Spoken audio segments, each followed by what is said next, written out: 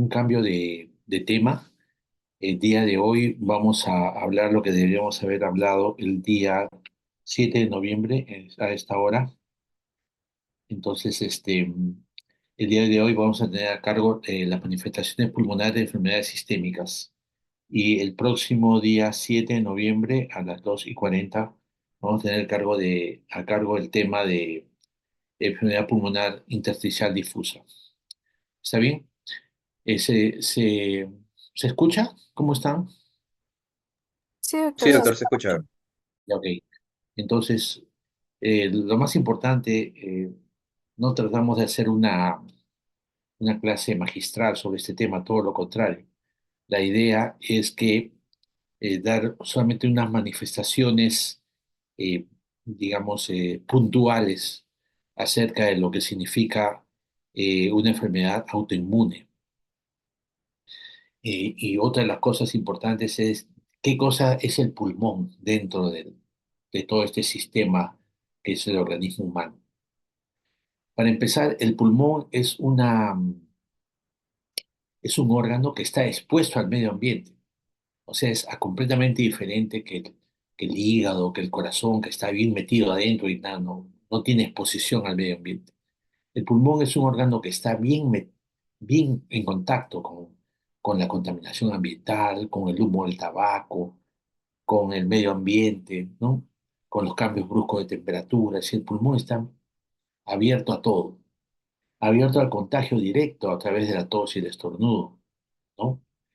Entonces, el pulmón es un organismo que está, digamos, una de las causas importantes de los problemas pulmonares son las contaminaciones ambientales. Otra de las cosas importantes con respecto al pulmón es el hecho de que el pulmón es bien vascularizado. O sea, la cantidad de sangre que corre por el pulmón es una cosa importantísima. Y no solamente sangre arterial, sangre venosa, también capilares, también eh, conductos diferentes que pueden irrigar al pulmón. Y esa vascularización hace que cualquier enfermedad que está fuera, o sea, fuera del ambiente de la caja torácica, se comprometa el pulmón. Por ejemplo, las metástasis pulmonares. O sea, cualquier tumor extrapulmonar, por ejemplo, un cáncer de mama, un cáncer de colon, un cáncer de cuello uterino, que están lejos del pulmón, ¿cómo es que su primera manifestación puede ser un- una metástasis en el pulmón? O sea, son enfermedades sistémicas que su primera manifestación clínica es un compromiso pulmonar. O sea, lo que quiero tratar de explicar es esto de que el pulmón, cuando uno tiene una enfermedad pulmonar, no significa que el pulmón mismo es la causa de la enfermedad, sino que es de otro sitio que ha llegado al pulmón, porque el pulmón es bien vascularizado. Y a través de los vasos sanguíneos, los vasos linfáticos sobre todo, van a llegar cánceres, van a llegar infecciones, van a llegar sepsis. Una infección urinaria, por ejemplo, puede haber una sepsis y puede llegar al pulmón. Una infección a cualquier parte del cuerpo. Una celulitis, por ejemplo, puede ser un compromiso metastásico, una embolia, digamos, bacteriana y puede llegar a través del vaso sanguíneo, llega al pulmón, gérmenes. Entonces no se olviden, eso es la otra idea que quiero manifestar, la importancia que tiene el pulmón en el organismo humano, la sensibilidad que tiene el pulmón. Por eso, cuando hay una enfermedad sistémica autoinmune, una de las primeras manifestaciones es precisamente el pulmón. Entonces, de eso es lo que vamos a tratar. Ustedes seguramente ya en su capítulo de reumatología, no sé si han hecho o van a hacer, van a ver que la importancia de las enfermedades sistémicas autoinmunes.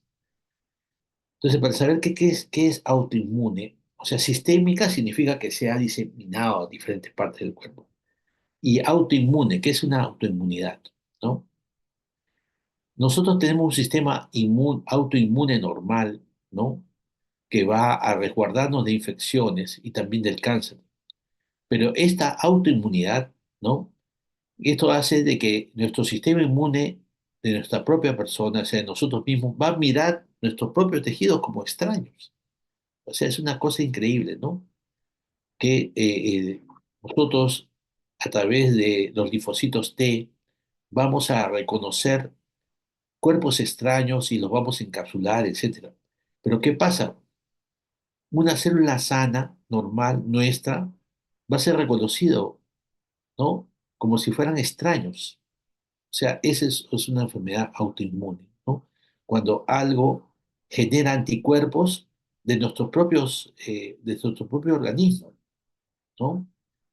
Y lógicamente, cuando hay un cuerpo extraño, esta inmunidad propia de nuestra tiene como objetivo destruir al cuerpo extraño. O sea, toda esta cadena inflamatoria que se provoca como mecanismo de defensa hace de que nosotros, a través de nuestras propias defensas, destruyamos las células infectadas, destruyamos los virus, destruir los cuerpos extraños. Pero ¿qué pasa?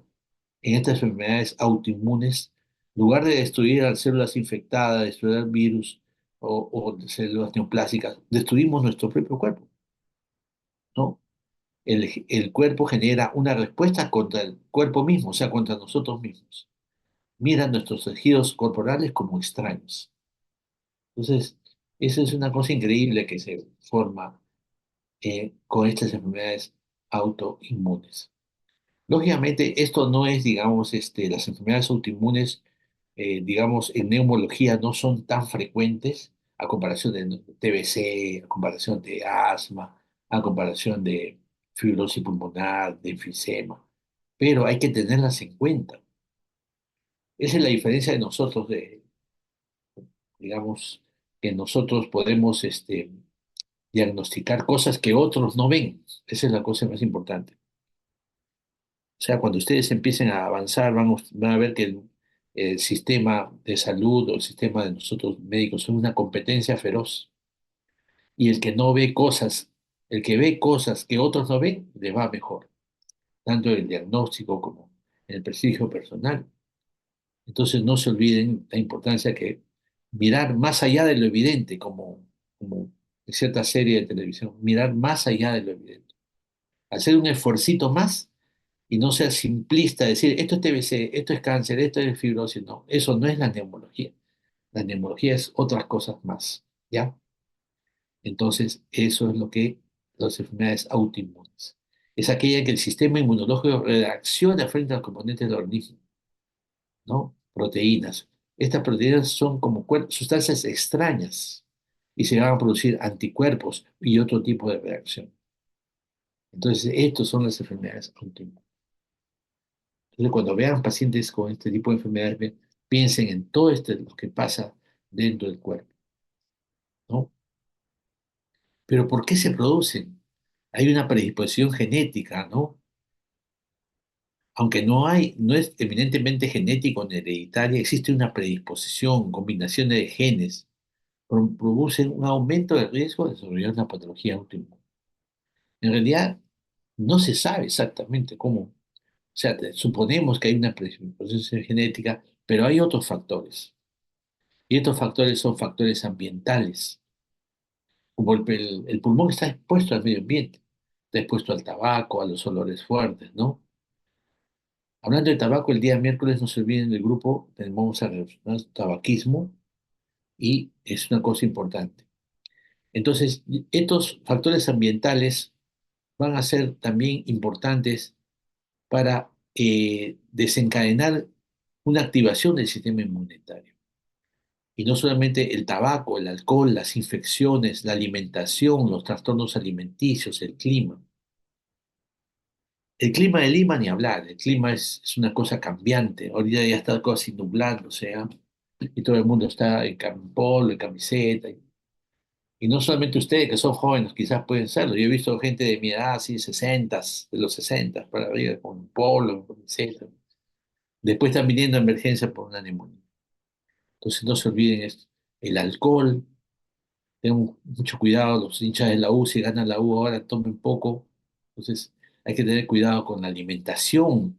Muchos de nosotros nos guiamos por las ofertas. Las ofertas son las comidas más dañinas, están en oferta. Las hamburguesas, etcétera, etcétera, etcétera. Entonces tengan mucho cuidado. ¿ya? Comer sano, evitar el tabaco, hacer ejercicio, eh, tener cuidado con los cambios de temperatura. Parece mentira, son una vida saludable también interviene en las enfermedades respiratorias. Es importante identificar tempranamente una enfermedad autoinmune, como todas las patologías. Por ejemplo, en enfermedades neoplásicas es importante el diagnóstico precoz del cáncer. ¿Por qué? Porque lo podemos operar en estadios tempranos. En enfermedades de tuberculosis tenemos el diagnóstico temprano de tuberculosis. ¿Por qué? Porque ya no provoque secuelas. El promedio de diagnóstico de una tuberculosis en el país no ha cambiado de hace como 20 años. Sigue siendo 3 meses.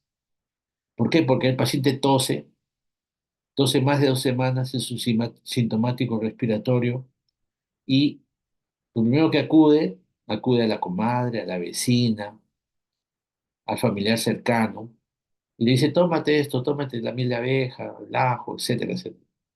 No mejora, siguen las semanas avanzando.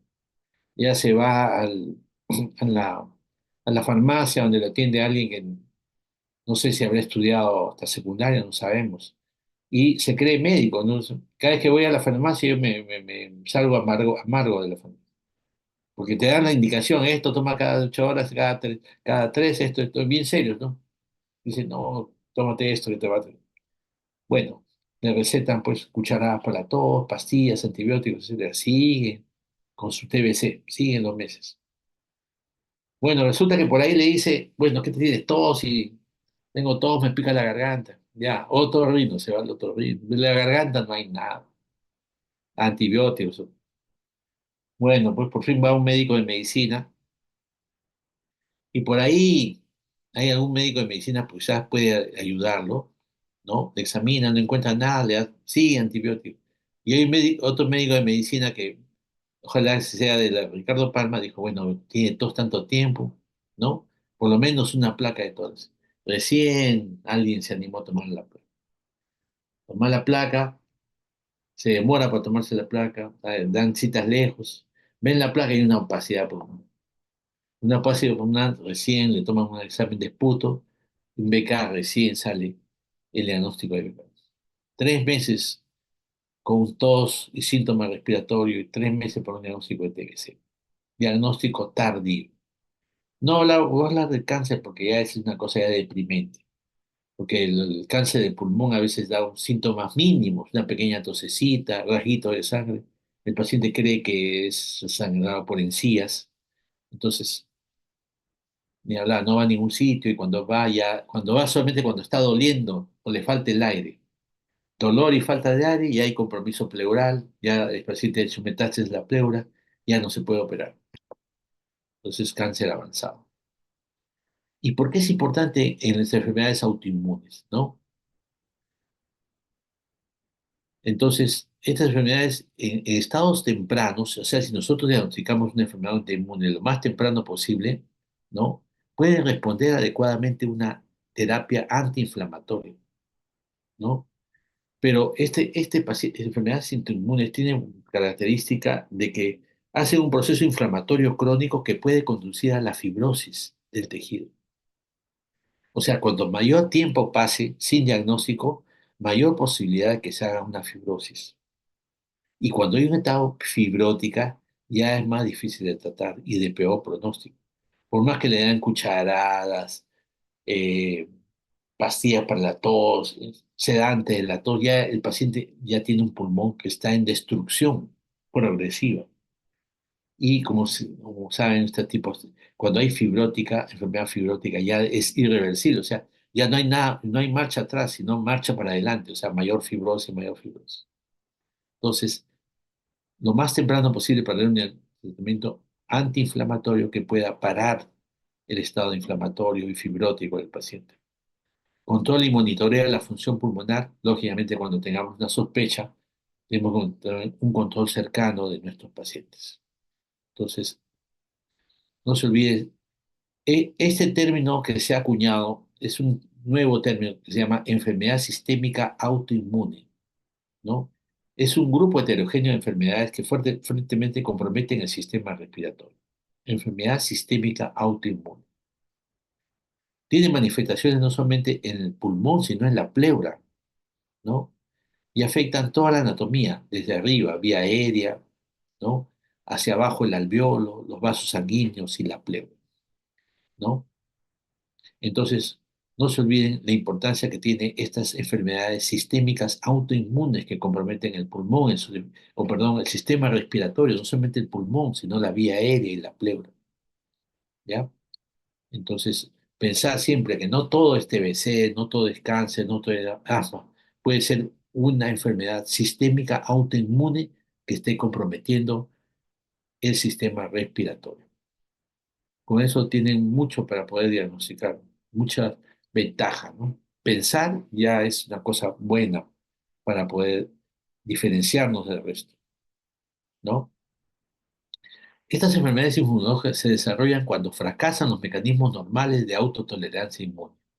Hay macrófagos y linfocitos, que son células clave, que son responsables de que se perpetúe esta respuesta inmune adquirida en el pulmón. Todas estas enfermedades sistémicas autoinmunes dependen de la activación inapropiada de células CD4 autorreactivas, o sea, autodestructivas, ¿no? Entonces, las células B también son autorreactivas responsables de los autoanticuerpos patogénicos.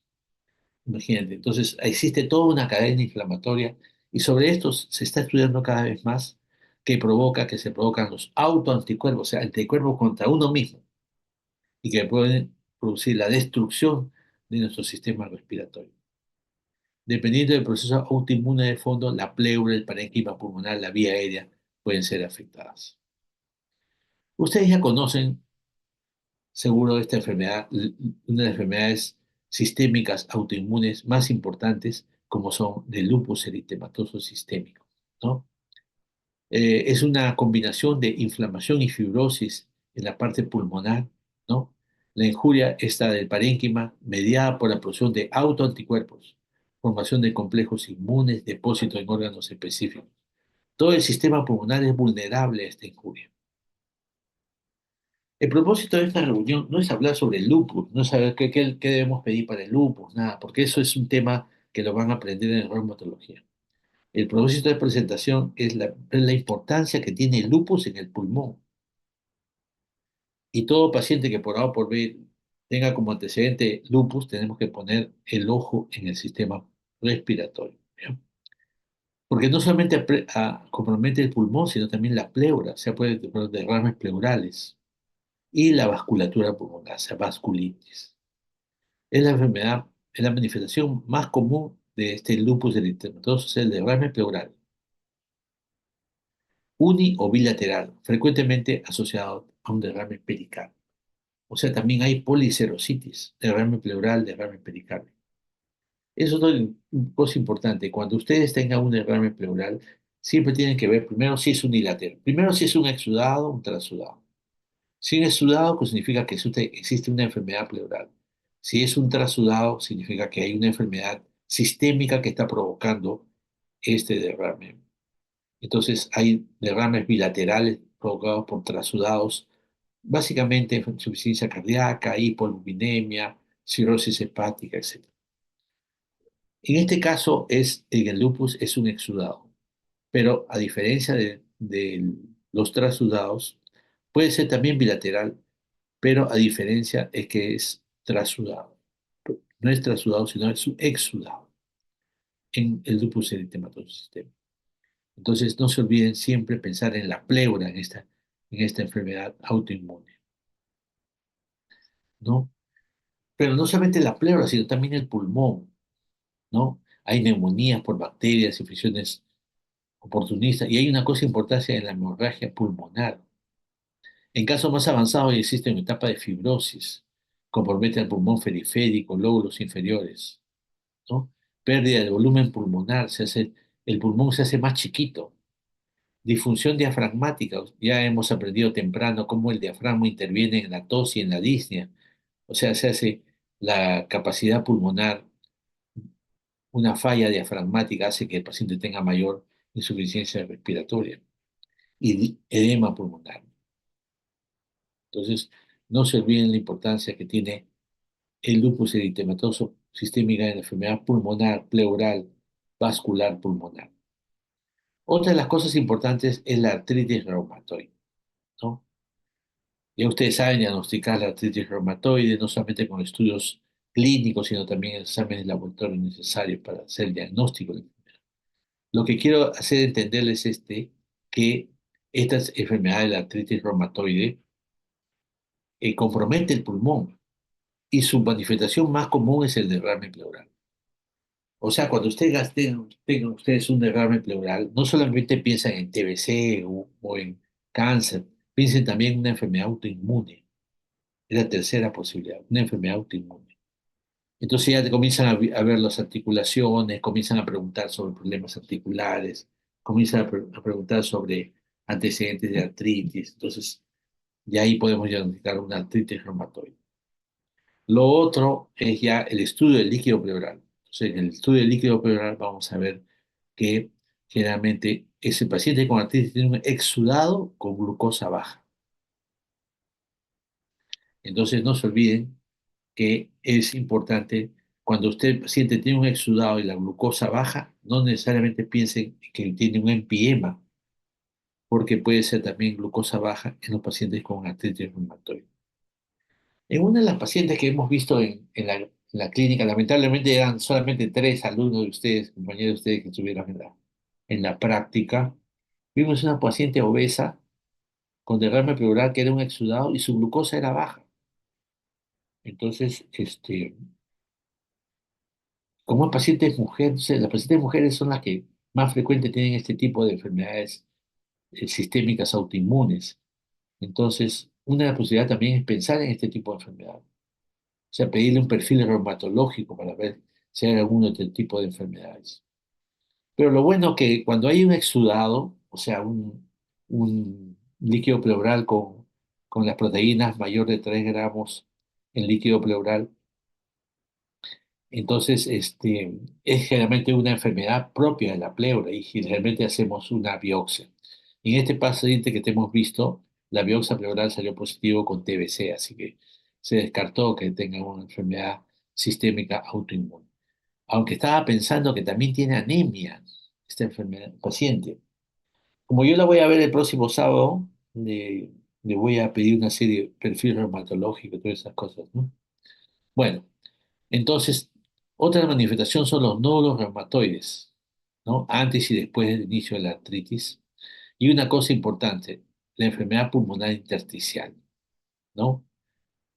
Que implica peor pronóstico. Es decir, hay manifestaciones de enfermedades intersticiales en la artritis. También hay vasculitis, ¿no? En pacientes con artritis severa, ¿no? Alta incidencia de bronquitis, bronquiectasias. O sea, todo paciente reumatológico tiene implicancias pulmonares. Por eso últimamente se están haciendo, antes hacíamos juntas médicas, reuniones clínicas con los cirujanos de tórax nada más. Ahora ya hay dos tipos de reuniones más. Reuniones clínicas para ver casos clínicos con los oncólogos. Entonces, reunión, llamamos LAN-TIN, o sea, el equipo pulmón, ¿no? Pero eso con los oncólogos para ver si el paciente se opera, no se opera, qué estadio está de cáncer. Pero la tercera reunión que estamos haciendo ahora es con los reumatólogos, porque hay una tremenda asociación entre enfermedades reumatológicas asociadas de tejido conectivo y pulmón.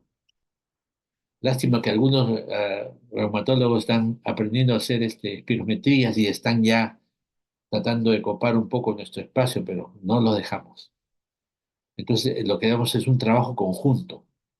Yo estoy sospechando con artritis, los mando, o lupus, los mando al equipo de reumatólogos y ellos le piden todo, les prefiero hacen el diagnóstico. Porque ¿cuál es el tratamiento de este compromiso pulmonar, de este compromiso pleural? ¿Cuál es el tratamiento? El tratamiento es el manejo de la enfermedad de fondo, eso lo dijimos temprano, manejar la enfermedad. Y en este caso la enfermedad de fondo es la artritis, el lupus. ¿Y quién va a hacer manejar el reumatólogo? ¿Ya? Entonces no se olviden la importancia que tienen estas enfermedades, porque manejando la artritis, manejando el lupus de forma temprana, vamos a evitar mayores complicaciones en el paciente. ¿Ya? También puede haber vasculitis, ¿no? Y bronquitis y bronquiectasia. Las bronquiectasias, o sea, las complicaciones sí las vemos nosotros. Entonces, no se olviden de la importancia. Miren este pulmón en un paciente que tiene una enfermedad, una conectivopatía, ya está empezando a hacer un poquito de panalización acá basal. ¿Ven? ¿Se ven? Estas imágenes chiquitas, una pequeña panalización. Entonces hay que empezar con el tratamiento para poder evitar que avance esta enfermedad sistémica. Otra cosa importantísima es la esclerodermia. Nosotros solamente de ver nomás un paciente con dedos en salchicha, ¿no? Vemos con una boca chiquitita, nariz afilada, cara chiquita, el paciente con esclerosis sistémica. Ustedes seguramente han visto en reumatología, ¿no? Puede permanecer mucho tiempo silenciosa sin que nadie, ¿no? Lo toman como normal. Entonces, ustedes como neumólogos tienen que ser bien fijones. ¿Qué significa fijones? O sea, bien observadores. Entonces, observar bien los dedos, si hay las dedos hipocráticos, uñas en vidrio de reloj, los dedos en salchicha, hay, hay que ver si hay desviación cubital, como en los pacientes con artritis, ¿no? El dedo del cuello de cisne. Hay diferentes manifestaciones de las artritis en las manos. Entonces, no se olviden siempre ver las manos del paciente, ¿ya? Eso le va a ayudar bastante. En el caso de la esclerosis sistémica, la boca pequeña es una cosa bien característica. Pero no solamente el paciente con esclerosis sistémica se afecta a estos órganos, sino también va a haber un problema digestivo, ¿no? Una cosa importante, ¿por qué, ¿por qué hay disfunción esofágica en estos pacientes? Y esa disfunción esofágica va a provocar neumonía aspirativa. Lo contrario, algo parecido pasa con pacientes con enfermedades neurológicas, con las secuelas de ACV, con los traumatismos encefalocranianos, ¿no? Tienen compromiso de la cierre de la glotis, entonces se aspiran, hacen neumonías aspirativas. Y en este caso, el esófago no funciona bien, regresa el contenido alimenticio, se aspira y va al campo pulmonar. Esto es neumonía aspirativa. En estos pacientes con esclerosis sistémica hay mayor predisposición a hacer neoplasias pulmonares o fibrosis pulmonar. Y la fibrosis pulmonar es de tipo de neumonía intersticial usual, o sea, es la fibrosis pulmonar idiopática, la más severa, la que más compromete el pulmón, la que tiene un tiempo de sobrevida solamente de 5 años. Y eso lo vamos a ver al final del curso. Es una cosa bien característica. Ahora tienen la costumbre de decir, cualquier rayita que encuentren en el pulmón, el paciente tiene fibrosis. No es así. Hay que diferenciar las cicatrices, las secuelas, la TBC, de la fibrosis. Fibrosis es una cosa seria. Y esta neumonía intersticial es un diagnóstico histopatológico, ¿ya? Y esto se puede corroborar en la tomografía, básicamente se ve un tipo de característico que se llama panalización, o sea, imágenes en panal de abejas. Entonces, no se olviden este tipo de enfermedad que es importantísimo, la esclerodermia, o esclerosis sistémica. Miren cómo ya hay compromiso, ¿no? ¿No? Hay compromiso de panal de abeja, panalización acá en las bases. También hay tractos reticulares, un poco de vidrio deslustrado también. O sea, en las enfermedades hipersticiales hay una mezcla de patrones histológicos o patrones radiográficos o tomográficos que nos van a llevar a conducir a que este paciente tenga una enfermedad intersticial difusa. Mira, para que se provoque esto, el mecanismo de fibrosis con activación de fibroblastos en el parénquima pulmonar, tiene que haber un estado de injuria que puede provocar daño endotelial y disrupción del epitelio alveolar, ¿no?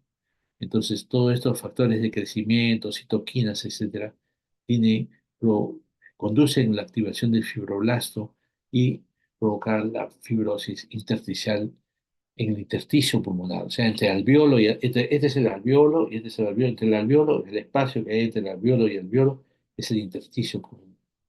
Acá se activan los fibroblastos y provocan toda una serie de daño pulmonar. Bueno, entonces no se olviden de la lupus, no se olviden de la artritis, no se olviden de la esclerosis sistémica.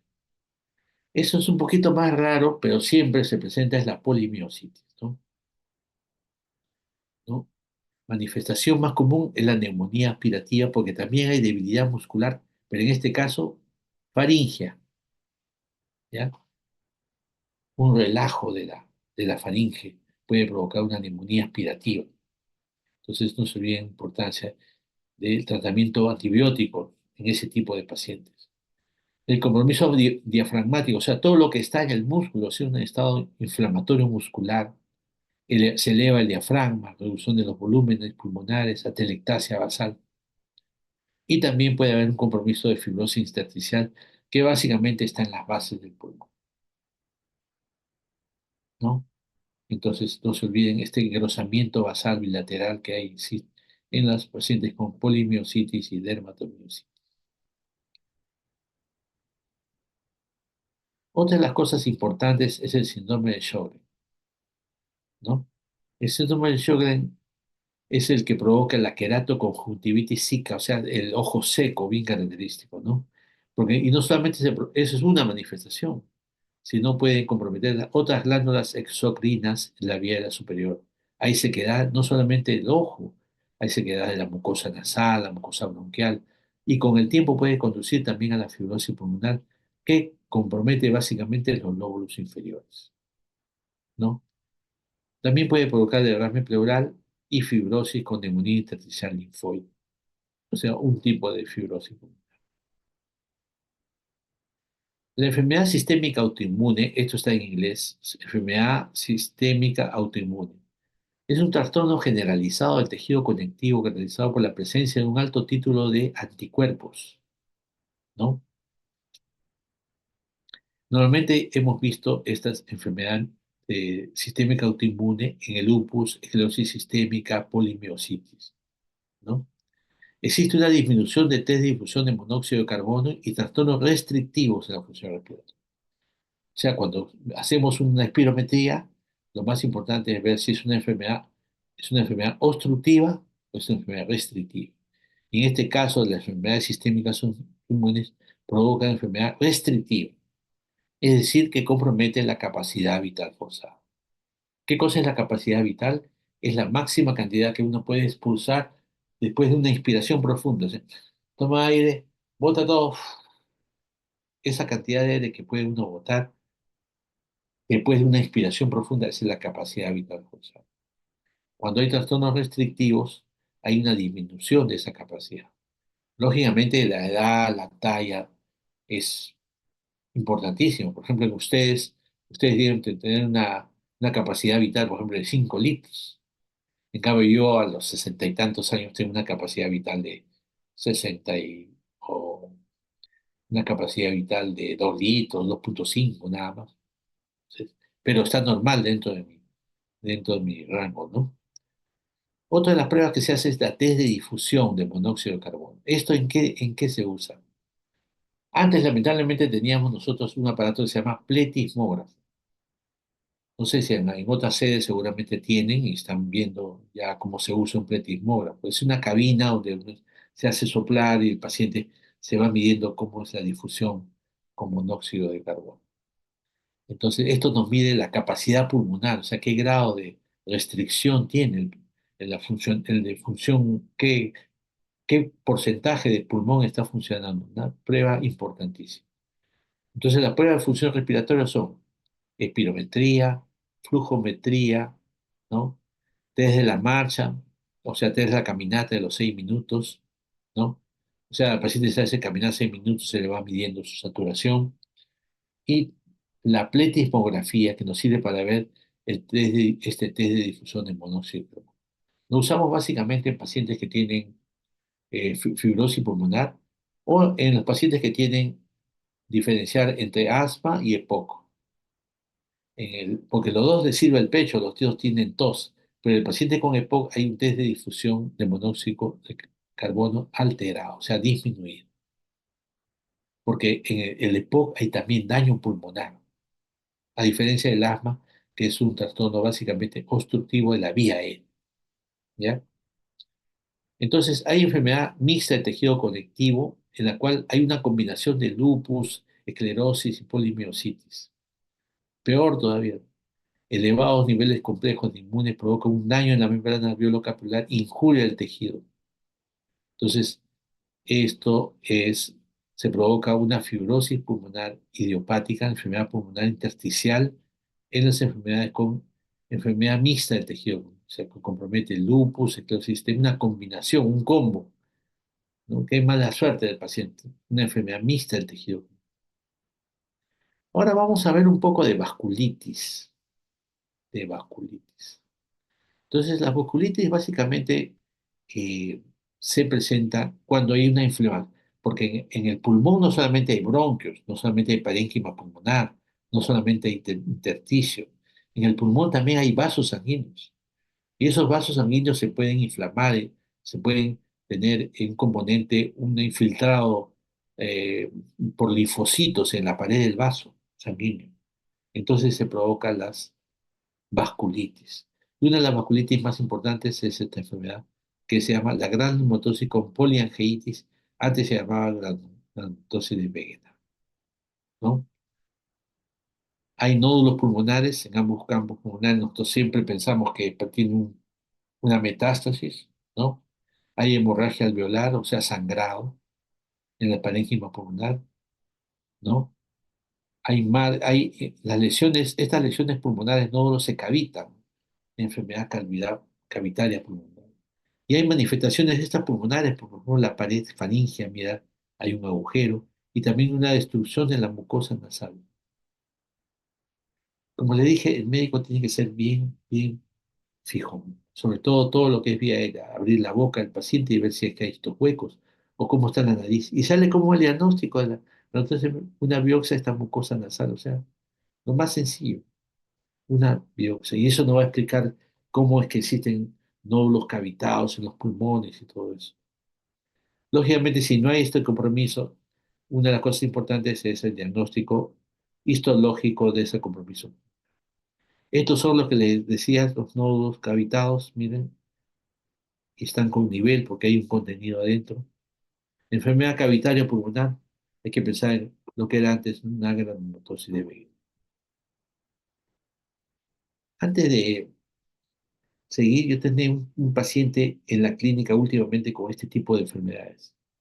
Incluso, incluso, eh, le dieron tratamiento para TBC. El paciente seguía mal, seguía mal, seguía mal, todos sus casos eran negativos. Entonces yo me acordé de esta placa. Hay una cosa importante, ustedes tienen que tener patrones. Esta placa con niveles puede ser una lactosis de Wegener. Y efectivamente, el paciente tenía una púrpura, o sea, unos puntitos en miembros inferiores. Le hicimos una biopsia de piel, salió vasculitis. O sea, vasculitis, más lesiones pulmonares. ¿Qué otra cosa tenía el paciente?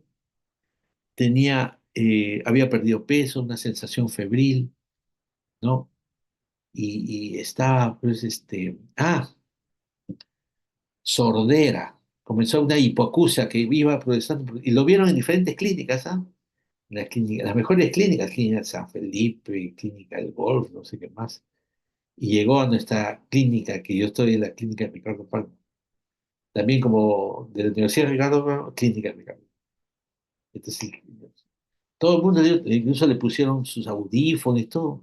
¿Y qué era? Que la galactosis de Wegener también provoca hipoacusia por trastorno del conducto auditivo externo, interno. Entonces, tenía todo para entonces, entonces ya ustedes, ya la idea de esta exposición no es hacer el diagnóstico, entonces, sino mencionarla para que ustedes sepan, pero que ustedes ya han visto pues de que este tipo de vasculitis, el ANCA C, es una cosa importante. O sea, diagnóstico histológico de, de la biopsia de esta zona con broncoscopía y también diagnóstico a través de exámenes de laboratorio como son el ANCA C no van a hacer el diagnóstico de ranitocerebral. Empezó un tratamiento con ciclofosfamida y corticoides. El paciente se limpió, mejoró, se le fue el problema de la audición, se le fue los puntitos de la vasculitis, se aclaró, aumentó de peso. Imagínense, todo eso y el paciente ya estaba recibiendo tratamiento inclusive para el TBC. Chur-Strauss, cada vez más raro, pero está presente, ¿eh? No se olviden, cuando ustedes tienen un paciente con asma, ¿no? Y no mejora, siempre piensen en Chur-Strauss, porque también esta enfermedad tiene historia de asma, encima tiene un tratamiento del asma, pero también es comprometido el pulmón. Hay angeitis, vasculitis, ¿no? Presentan eosinofilia. Una cosa importante es fiebre. Porque el paciente con asma generalmente no tiene fiebre, pero tiene rinitis, tiene eosinofilia. Pero si le agregamos fiebre, hay que empezar una enfermedad autoinmune también. Nódulos, pero sin cavitación, a diferencia de la dermatosis de Wegener. La enfermedad prodrómica, enfermedad alérgica, asma, rinitis. Dura hasta muchos años y no le diagnostica a nadie. Infiltración tisular por eosinófilos, vasculitis ya afecta piel, corazón y pulmones. Imagínate, ya cuando en un estado ya avanzado, ya compromete varios órganos, ¿no? La piel, el corazón y los pulmones. Hay otra enfermedad de vasos pequeños, como la enfermedad de Guzpacho. Compromete el pulmón, el riñón en forma simultánea. Allá casi ya, acá sí el riñón sí ya está alterado. También. Hay una triada: hemorragia difusa alveolar, glomerulonefritis, anticuerpos antimembrana basal glomerular, circulantes. En varones jóvenes hay tos, disnea, hemoptisis, consolidación bilateral. No se olviden que cuando tu paciente tiene hemoptisis, no siempre pensar en TBC o bronquiectasias o micosis pulmonar. También estas enfermedades autoinmunes o hemorragia pulmonar difusa también lo provocan. ¿Ya? Mira, hay que ser inmune estadio para detectar anticuerpos antimembrana basal glomerular para su diagnóstico. Entonces, compromiso renal importante y anticuerpos antimembrana basal glomerular. Este guzpacho mide como un glomérulo saludable y una glomerulonefritis con una infiltración celular, ¿no? Anticuerpos y que dañan la membrana basal glomerular, provocando insuficiencia renal. Entonces, todas estas enfermedades autoinmunes, cuando están más avanzadas, pueden provocar esto, o sea, el pulmón blanco alveolar, o sea, infiltrado alveolar difuso, o sea. Nosotros cuando vemos una placa así, lo único que podemos decir que tiene un infiltrado alveolar difuso. Difuso significa bilateral. Alveolar significa como copas de algodón. Acá no podemos decir, uy, este paciente tiene diabetes, tiene cáncer, tiene vasculitis. No, solamente describimos el diagnóstico radiográfico es infiltrado alveolar bilateral. Difuso porque está en el lóbulo superior, lóbulo medio, lóbulo inferior. Y en ambos pulmones, ¿no? Pero ¿qué está pasando acá? Hemorragia alveolar. Sangrado en los alveolos. Vasculitis de vasos pequeños. Y esta sangre puede permanecer en los pulmones y no es expectorada. Por eso se llama hemorragia alveolar, está bien abajo. Los pacientes pueden tener historia de vasculitis, disnea lentamente progresiva, hemoptisis, hipoxia. Los pacientes pueden llegar hacia soporte ventilatorio. Porque la hipoxia no va a mejorar la cánula binasal, no va a mejorar la máscara con Venturi, máscara con reservorio, cánula de alto flujo, ya llega a ventilación mecánica. Esta hemorragia alveolar difusa, hay hemoptisis, ¿no? Tos, disnea, pérdida de peso, artralgias, mialgias, sinusitis crónica, vasculitis, erupciones en la piel, epiescleritis, curación con... Ah, hablando de episcleritis, ese paciente que le dije de entonces de Wegener también tenía el ojo rojo. Y el ojo rojo, ese ojo de cuándo. Y nadie le había visto el ojo. Lo mandé al oftalmólogo y el oftalmólogo me dice, tiene una episcleritis. Episcleritis, vasculitis de miembros inferiores, imágenes cavitadas, todo BK negativo, una vasculitis.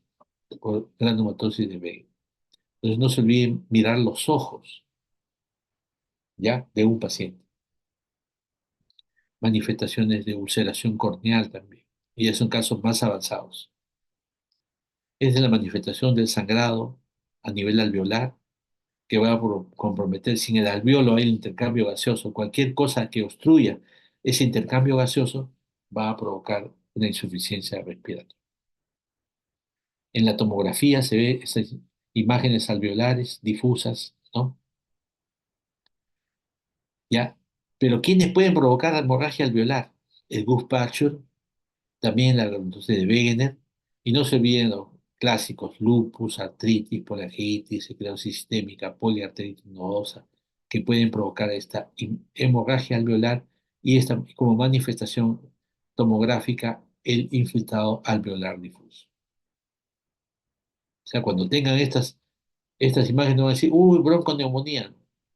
Acá tenemos un patrón alveolar difuso que puede ser infeccioso, bacteriano, neoplásico, pero también puede ser una hemorragia alveolar por enfermedad sistémica autoinmune. Con eso sacan 20 de nota y pueden ser residentes brillantes. Hablando de residentes, ¿alguno de ustedes está viendo en Netflix esa serie Residente? A ver, alguien levante la mano que sea que... ¿O no ve Netflix? Nadie ve. No, doctor, no hay tiempo para ver. No hay tiempo. Aunque sea un capítulo ya para mañana o para la próxima reunión, aunque sea lo de mi grupo del Hospital Revaliati o el grupo de práctica, por favor, hoy día ponen Netflix, ponen ahí Residente, el Residente, ¿ya? Y me comentan el caso. O sea, es por series. Y hay un residente sumamente exitoso y le pasa de todo, hasta lo han querido botar del hospital, porque ha contradecido a los médicos antiguos, mayores, que creen que saben todo. Y él diagnosticaba este tipo de enfermedades. Puede ser esto, puede ser una enfermedad alveolar, una enfermedad sistémica autoinmune, y le pide una serie de exámenes y dio con el diagnóstico. Y por eso lo han querido votar, imagínate. No, definitivamente ya lo votaron. En el último capítulo está fuera del hospital. Bueno, entonces, ya si no pueden hoy o mañana, pon Netflix, Residente, y aunque sea un capítulo ya se van a dormir o hacer su tema. ¿Sí? Nadie ha visto, no puede ser. ¿Cómo hace? Si pregunto por otro tipo de películas, seguramente sí lo han visto. A ver, ¿alguien ha visto acá en el chat qué dice? ¿Alguien lo ha visto? Ah, pero vuelve al hospital. Ah, ya está adelantado, ya dice. Alguien sí la está viendo. Bien, bien. Javier, ¿no? En la temporada 5. Uy, ya se me adelantó. Ya no me cuentes, ya no me cuentes, ya. No me cuentes, no me cuentes, ya. Sí la ven, sí la ven. Ya listo. Entonces, estamos ahí. Ya vamos a terminar, por si acaso, ya. Espondilitis anquilosante. No se olviden esta enfermedad autoinmune, que es una cosa importante, ¿no? Hay también compromiso pulmonar en el 50-85%, o sea, es un compromiso importante. La parte diferencial, hay fibrosis apical. O sea, la gran mayoría de los pacientes con enfermedades autoinmunes tienen compromiso intersticial fibrótica en las bases del pulmón. ¿Y qué pasa? Este paciente tiene en la parte alta, apical, ¿ya? También enfisema, bronquiectasias, engrosamiento pleural. Y una cosa importante, también puede haber neumotoras, pero es una complicación rara. ¿Por qué hay neumotoras? Porque hay bulas. ¿Qué cosa es bulas? Es una burbuja de aire. Yo me acuerdo siempre de un paciente que le digo, usted, señor, tiene bulas, por si acaso. Y un día llegó a una cita y me dice, doctor, yo tengo una mula. ¿Mula? No, ¿quién le ha dicho mula? Bula es completamente diferente. Bula es una burbuja de aire, no es mula, ¿ya? Se puede confundir con TBC, porque todo el mundo que encuentra una manchita en el pulmón, todo el mundo dice TBC, y eso no es así. O sea, nosotros en neumología nos hemos destuberculizado. Ustedes saben que antes los neumólogos no eran neumólogos, éramos tisiólogos. Los médicos antiguos o los profesores nuestros eran tisiólogos. No había la neumología, solamente tisiología. O sea, dedicado a la tisis. ¿Tisis qué cosa es? La hemoptisis, o sea, sangrado con la tos. y su enfermedad básicamente era tratar la TBC. Ahora imagínate todo lo que ha avanzado la neumología, ¿no? Ya la TBC ya lo dejamos ahí al programa de TBC que dio el tratamiento. Ahora nosotros vemos otro tipo de enfermedades diferentes, enfermedades infecciosas, bacterianas, micóticas, virales, enfermedades neoplásicas, inflamatorias, obstructivas, restrictivas, enfermedades autoinmunes, ¿no? No se olviden de eso, ¿ya? Hay una restricción de la caja torácica debido a que hay una fusión unión costo-medular. No se olviden que el pulmón, o sea, está dentro de una caja torácica y la caja torácica, si no funciona bien, no funciona la capacidad respiratoria. O sea, la caja torácica, es decir, las costillas, ¿no? Y las costillas, ¿a dónde van? A las vértebras. Si hay una fusión de la vértebra, entonces tampoco va a moverse bien el funcionamiento de los pulmones, ¿ya? O sea, cuando veamos una, por eso se llama placa de tórax, no se llama placa de pulmones, tórax, porque la placa de tórax vamos a ver cómo están las costillas, cómo está la columna, ¿ya? Cómo está el celular subcutáneo, pacientes obesas tienen cantidad de grasa y disminuye la amplitud torácica. O sea, hay muchas cosas en neumología, así que hay muchos que tenían pánico de ir a neumología porque dicen mucha TBC. Y yo los chicos que han pasado por neumología estos 2 días. A ver, ¿han visto TBC? Ni un TBC. Hay un TBC, pero en la pleura que no contagia. ¿Ya? Bueno, esta es casi ya las últimas. Este es como ¿qué le puedo decir? Como un tip, ¿no? Los tips. ¿Qué cosa encontramos? Una enfermedad, la fibrosis pulmonar idiopática. ¿Cuál es su patrón histológico más importante? La neumonía intersticial usual, o sea, el NEU, el patrón histológico, ¿no? ¿Y cómo se caracteriza esto? Porque hay imágenes en panal de abejas, imágenes de retículos nodulares periféricos o bacilares en las bases. Y en las enfermedades sistémicas o autoinmunes como la esclerosis sistémica, va a haber un tipo histológico, no solamente neumonía intersticial usual, sino neumonía intersticial no específica. En este tipo de neumonía intersticial no específica, la manifestación o radiográfica o tomográfica es el vidrio esmerilado. Brown glass es la imagen es en vidrio esmerilado. ¿Ya? Entonces no se olviden, es la diferencia. En neumonía intersticial usual hay panalización y enfermedades, neumonía intersticial no específica, hay vidrio esmerilado. Esta enfermedad más inflamatoria y esta enfermedad puede ser tratado con corticoides. En cambio, esto ya no, cuando hay panalización, nada de corticoides. Lastimosamente, la gran mayoría de los pacientes con fibrosis tienen este tipo de patrón histológico. Y he visto hasta ahora pacientes tratados con tremendas imágenes de Cushing con 60 miligramos de prednisona por gusto. Complica más al paciente, hiperglicemia, hipertenso, todos los problemas de los corticoides. Este tipo de patrón histológico no se trata con corticoides. Neumonía intersticial no específica, sí se puede, ¿ya? Artritis reumatoide también tiene neumonía intersticial usual. Entonces, una fibrosis por artritis reumatoide tiene peor pronóstico que una fibrosis de una enfermedad sistémica, porque esto sí podemos tratar antiinflamatorios. Dermatomiositis también tiene enfermedad intersticial no específica. Sjögren también neumonía intersticial no específica. Lupus, hay una neumonía intersticial aguda y hay una opacidad en vidrio esmerilado, también puede ser tratado. Enfermedad mixta del tejido conectivo también puede ser. Pero más importante que todas estas cosas, o sea, de que este tipo de patrones nos pueden indicar quiénes pueden usar corticoides o no corticoides, hay un tratamiento actual más importante que lo vamos a ver en las enfermedades, cuando vemos enfermedades intersticiales, que es el tratamiento con antifibróticos. Y en el momento actual son dos antifibróticos que se pueden dar en este tipo de pacientes, tanto en fibrosis pulmonar idiopática como en este tipo de pacientes con enfermedades eh, autoinmunes o neumonías intersticiales autoinmunes, que es la pirfenidona 1 que damos generalmente el paciente con fibrosis pulmonar idiopática, y en este tipo de fibrosis pulmonar, en los cuales predomina neumonía intersticial, usamos otro tipo de antifibróticos, el nintedanib. Entonces, y eso lo tenemos actual. Entonces, ahorita estamos dando tratamiento con pirfenidona, nintedanib, y en algunos casos, como esto, por ejemplo, agregar corticoides. Con eso estamos esperando que el paciente no avance más su fibrosis, o sea, no llegue a esa necesidad de ser oxígeno dependiente el paciente con este tipo de enfermedad. Solamente para terminar, algunos hallazgos radiográficos. Miren este compromiso intersticial importante, abdomino basal, y este es anterior. Esta es una imagen de ground glass, o sea, vidrio esmerilado. Es una imagen tenue, responde con antibióticos, pero más importante es el uso de nintedanib, que puede mejorar este tipo de... En este caso, por ejemplo, ya no corticoides, pero puede usarse la pirfenidona como antifibrótica en ese tipo de pacientes.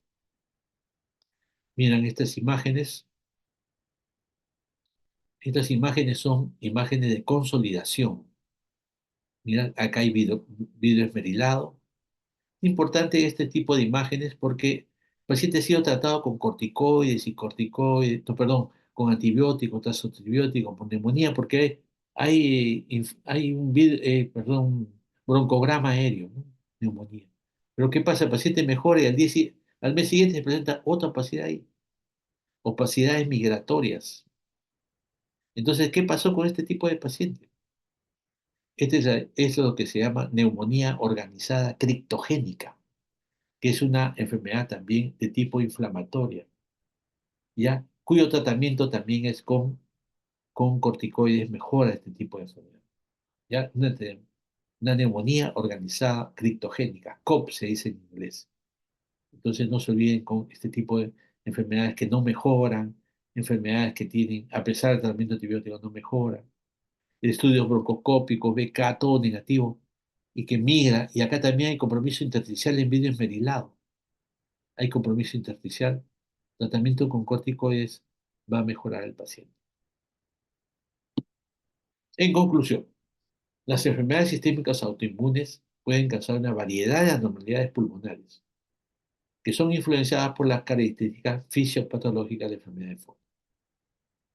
Sus manifestaciones pulmonares: compromiso en la pleura, compromiso en el parénquima pulmonar provocando fibrosis, debilidad diafragmática, no se olviden que el diafragma interviene en la respiración, neumonía aspirativa por debilidad en la glotis, debilidad en el esófago, neumonía organizativa criptogénica, eso es lo que le estaba diciendo.